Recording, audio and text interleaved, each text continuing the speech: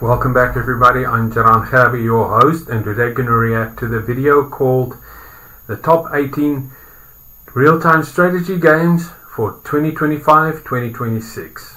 Now for new updates and content you can visit the links in the description down below, and let's get started. Enjoy.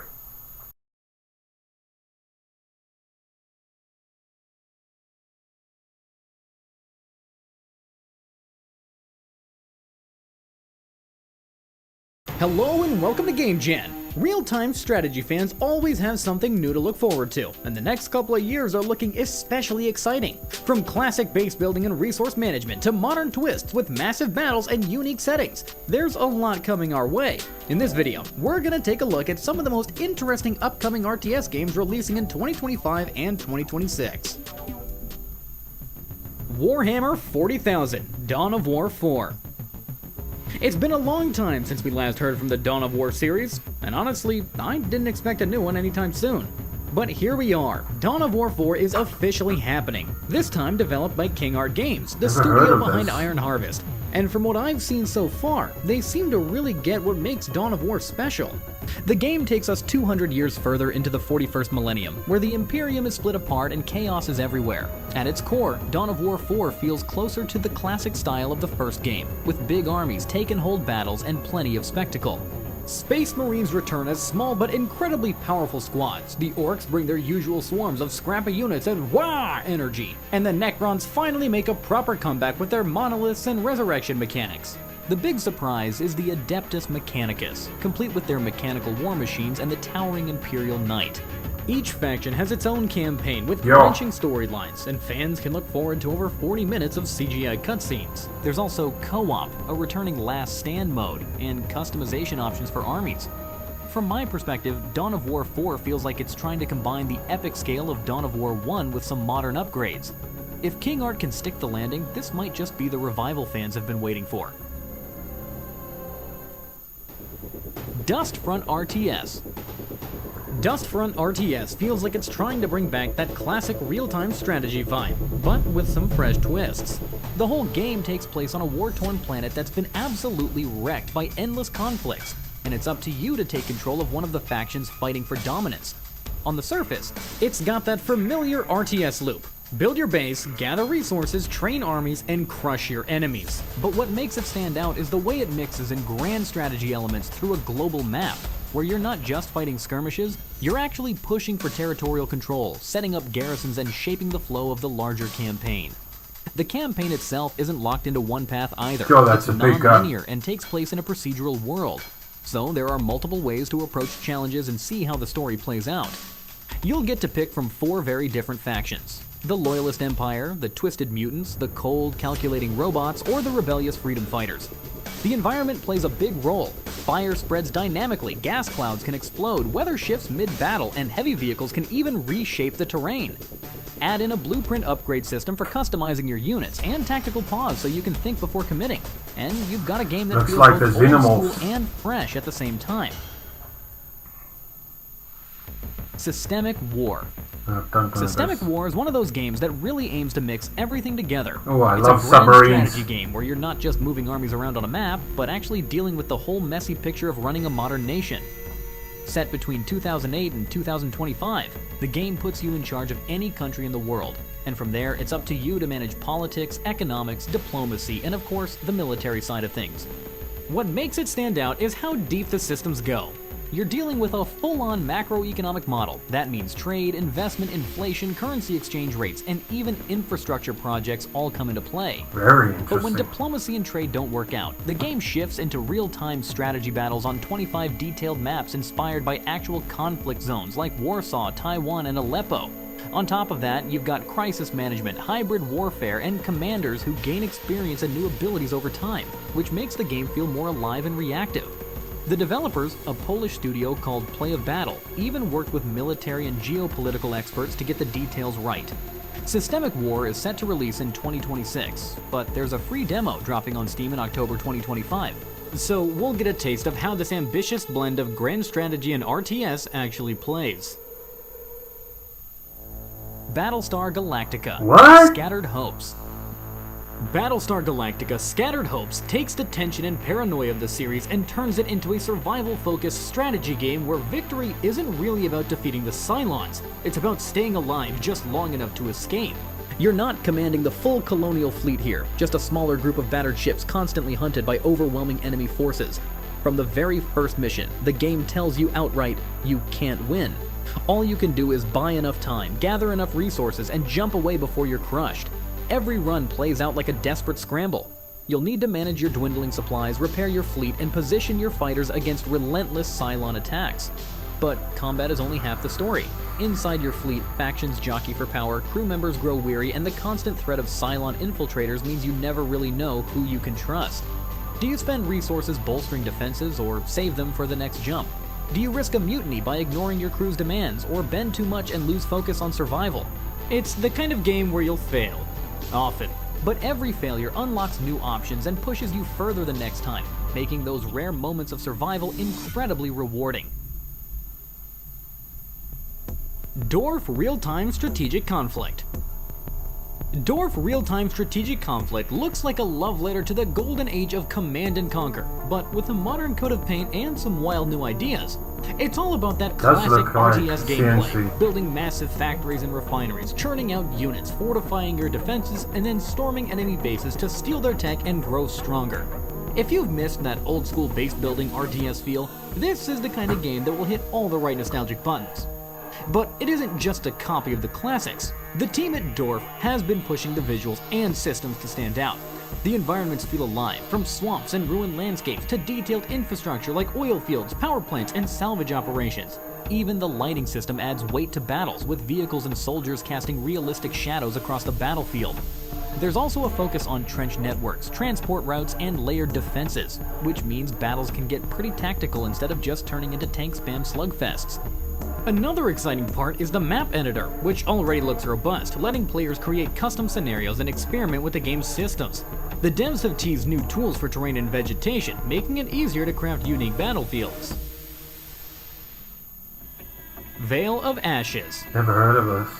Veil of Ashes drops you into a dark steampunk world, an alternate 19th century where cannons, tanks, and towering war machines clash on crumbling battlefields. At its core, it's a real-time tactics game, which means the focus isn't on building sprawling bases, but on commanding your battalions in the heat of battle. Control of strategic points is everything here, and every decision about where to push or hold your ground could mean the difference between victory and defeat. What makes Veil of Ashes stand out is its cyclical resource system. Instead of hoarding resources like in most strategy games, you get replenishment based on lost units, which keeps the battles flowing.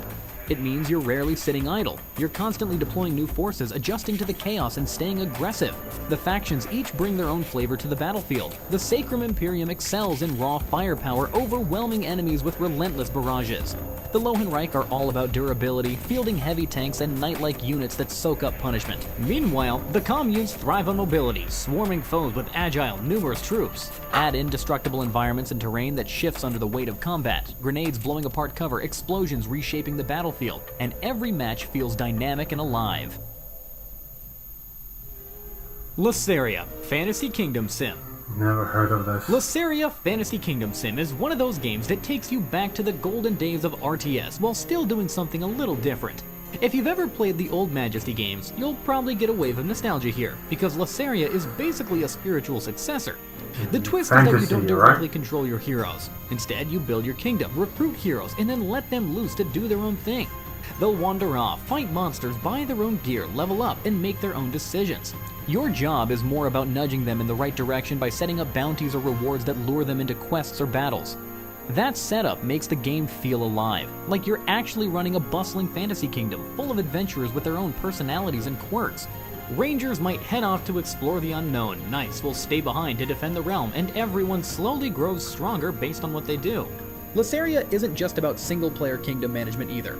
You've got campaign missions for structured challenges, sandbox modes if you just want to relax and experiment, and even co-op or multiplayer if you'd rather build kingdoms alongside friends or compete against them. Ever Siege Untold Ages. EverSiege Untold Ages isn't your typical base-building RTS. It's actually a strategy roguelike from the studio behind Aliens Dark Descent and Battlefleet Gothic Armada, and it plays more like a blend of Warcraft 3, Dota 2, and a roguelike like Hades. You take on the role of a demigod defending a city called Bastion from endless waves of enemies, with only 7 in-game days to prepare and survive before facing off against the big bad, the very unsubtly named Evil Master. Instead of building up a massive economy or sprawling base, the focus here is on short, intense runs where you gather upgrades, empower Bastion's defenses, and experiment with elemental combos to create devastating synergies. Each run feels fresh because you're always making different choices about which upgrades to chase and how to shape your forces. And since it's a roguelike, failure isn't the end. Every attempt teaches you something new and pushes you further the next time. The game can be played solo or in co-op with up to 2 other players, which adds a nice chaotic layer when you're juggling different strategies together. And because of its mix of genres, it has this unique identity.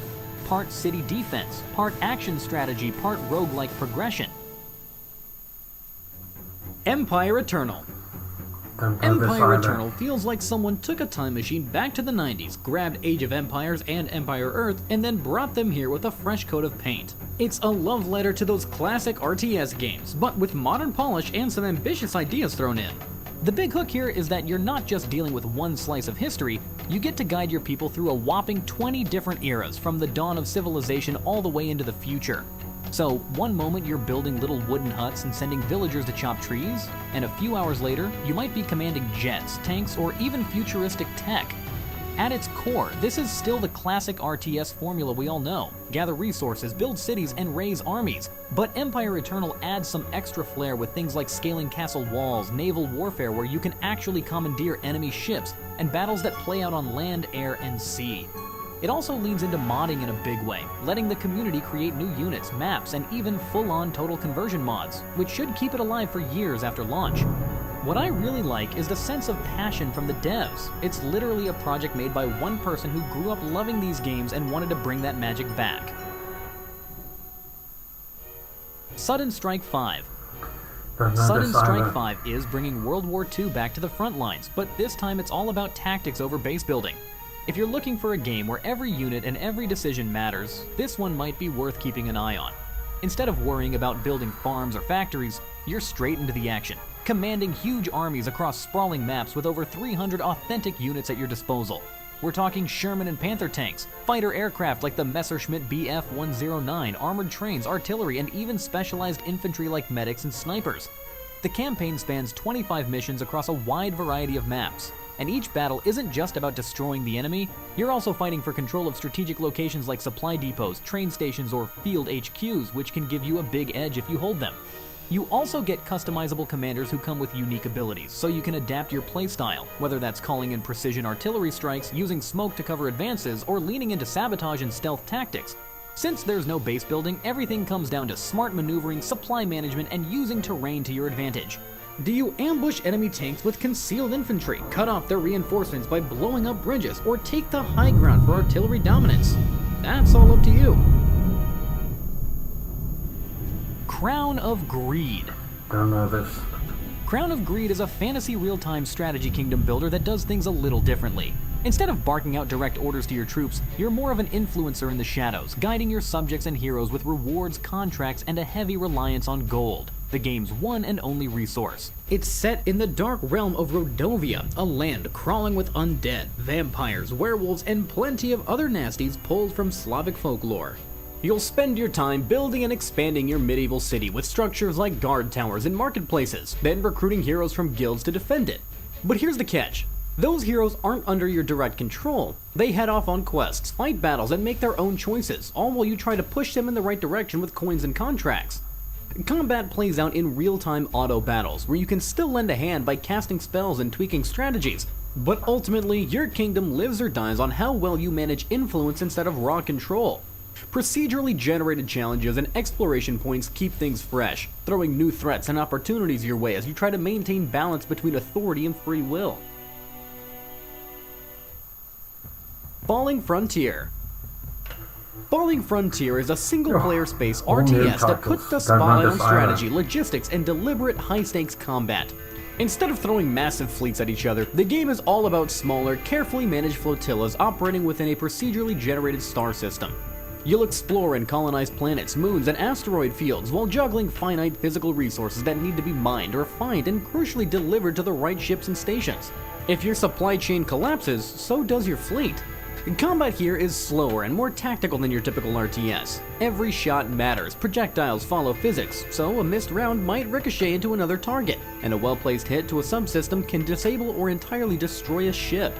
Smaller, nimble craft can outmaneuver lumbering battleships, making positioning and timing just as important as firepower. With over 20 customizable ship types and officers that come with unique traits, building the right fleet feels personal and strategic. Espionage and intel also play a big role. You'll be setting up recon stations, deploying probes, or even hiding ships in asteroid belts and nebula to ambush your enemies. Minefields, remote turrets, and sneaky positioning all come into play.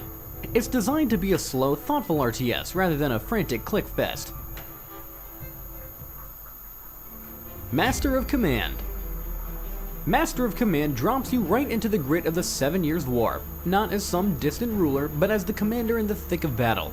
Instead of worrying about running an empire, you're focused on what really matters, keeping your troops supplied, your officers steady, and your regiments alive throughout some of the most brutal 18th century warfare you'll ever see in a strategy game. The game leans heavily into realism. Morale, stamina, and ammunition aren't just background stats, they're the lifeblood of your army. Push your men too hard or let their supplies dwindle, and you'll watch formations crumble before your eyes. Officer influence also plays a big role, meaning leadership on the field can make or break a regiment's effectiveness. It's less about spamming units and more about smart positioning, timing, and knowing when to commit to an assault or hold the line. You choose from 5 historic powers: Britain, France, Prussia, Austria, or Russia, each with unique regiments that you can customize down to flags and uniforms. The campaign map brings in procedural terrain and encounters, so no 2 runs feel the same. It's got a roguelike flavor as well. Even if you lose, your army still grows stronger with new abilities and upgrades, keeping progression alive. Sanctuary: Shattered Sun. I think I've heard Sanctuary: about this. Shattered Sun is one of those strategy games that feels like it was made for people who love going big. Think Supreme Commander or Total Annihilation levels of big, with thousands of units, massive battles, and maps so huge they can stretch up to 40 kilometers across. But it's not just about scale. It's about spectacle, creativity, and some truly wild mechanics that set it apart from your usual RTS. The game takes place on a Dyson sphere, basically a giant artificial structure built around a sun, and now that sphere has turned into one of the largest war zones imaginable. You've got 3 factions to choose from: the pragmatic EDA, the futuristic Chosen, and the more mysterious Guard, and each one brings its own flavor to the chaos. What really makes Sanctuary stand out though are its map-altering mechanics. Super weapons don't just nuke armies, they literally break the battlefield apart, collapsing chunks of the Dyson sphere and sending enemy bases plunging straight into the star below. On top of that, you can manipulate the weather itself.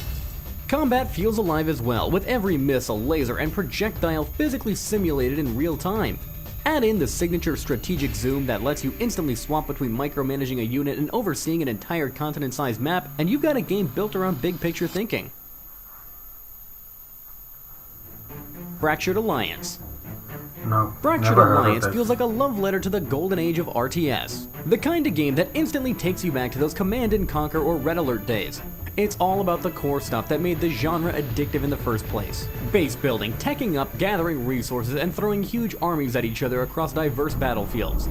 The setting has a fun twist too. Instead of sticking to pure sci-fi or historical warfare, it's set in an alternate history where the Cold War never ended. That gives the game an excuse to mix real-world inspired factions with over-the-top, almost sci-fi arsenals.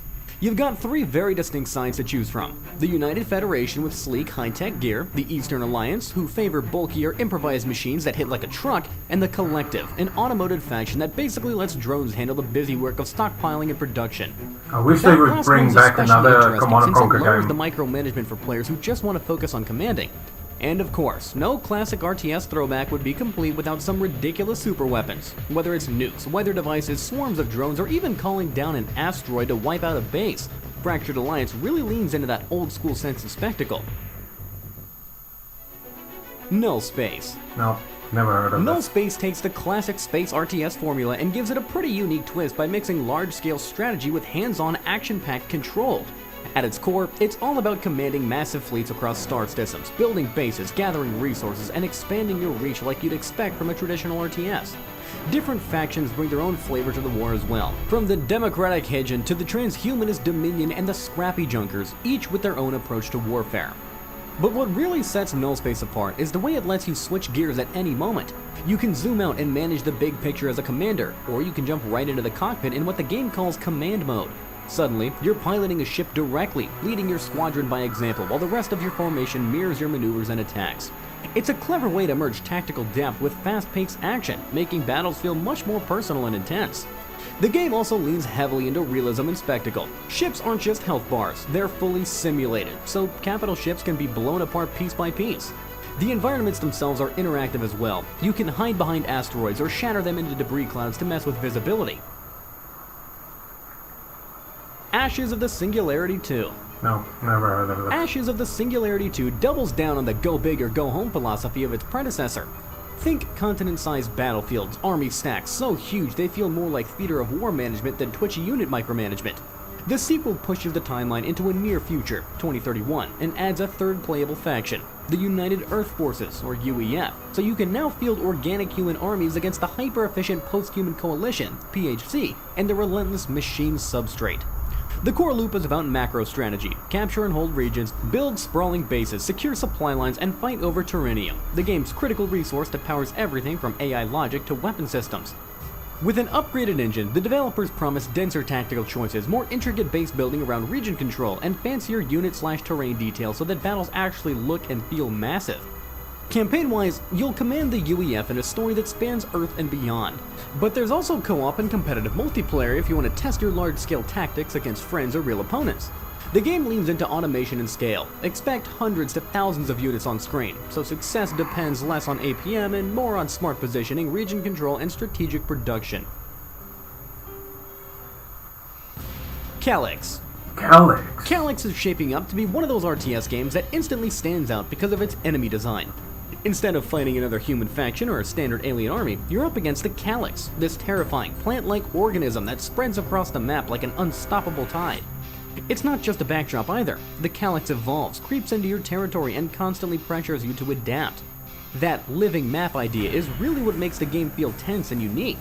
You play as the commander of a deep space mining outpost, which means your job isn't just about pumping out troops and firing off artillery. You've got to set up a functional base, keep your power network running, and secure rare resources like ore and isotopes.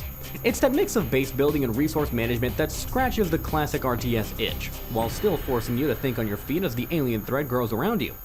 The strategy here really comes down to how you want to deal with the Calyx. Do you hunker down, fortify your base with walls and turrets, and slowly chip away at its spread? Or do you go on the offensive with tanks and artillery, pushing into its territory before it's too late? Both approaches feel viable, which is great for replayability. So that was the top 18 upcoming real-time strategy games for 2025 and 2026. I thoroughly enjoyed it. The following titles really impressed me. It was Dustfront, Empire Eternal, Master of Command, Sanctuary Shattered Sun, and Fractured Alliance. Seriously, that looks awesome. I didn't even know Warhammer 4000 Dawn of War 4 is getting a game. I know about the role-playing game and certain other PC games that were released, but I didn't know there was an upcoming game. And Battlestar Galactica Scattered Hopes was a real surprise for me. I must say, I love the TV series, the original as well, but a game, I was so impressed. Sudden Strike looks okay. It is almost like a typical version of Axis and Allies, but I really want them to make another Command & Conquer game, and I would prefer them to make a remastered version of Axis and Allies because I really enjoyed that game. And a word of wisdom for today: you have potential. Have a blessed day further, and I'll see you next time. Goodbye.